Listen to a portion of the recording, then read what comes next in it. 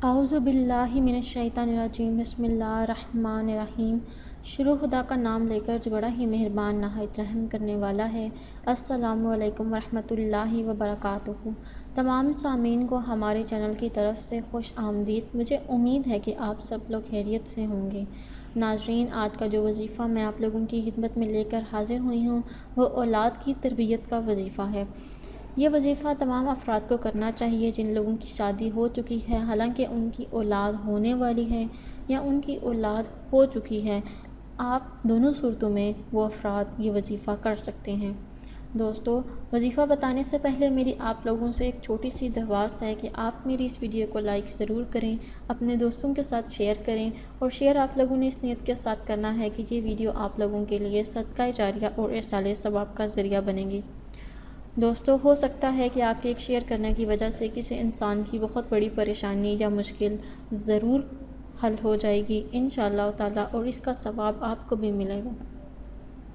دوستو، آپ نے یہ وظیفہ کیسے اور کب کرنا ہے اس کے بارے میں اب آپ کو بتاؤں گی۔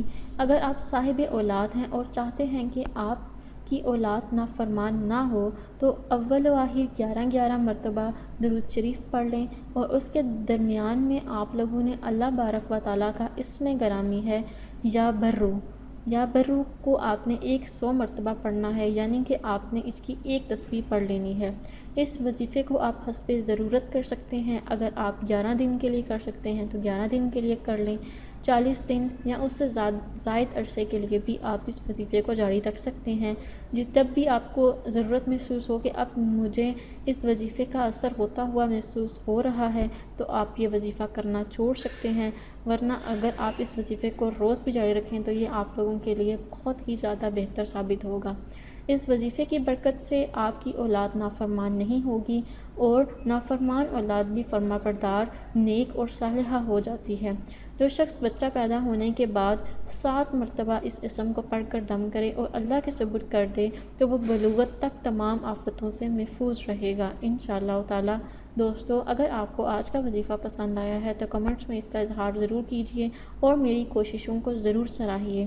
دوستو، انشاءاللہ تعالی آپ سے پھر ملاقات ہوگی بہت جلد ایک نئی وظیفے میں، ایک نئی ویڈیو کے ساتھ۔ مجھے اپنی دعاؤں میں یاد ضرور رکھیے گا۔ اللہ حافظ و ناصر۔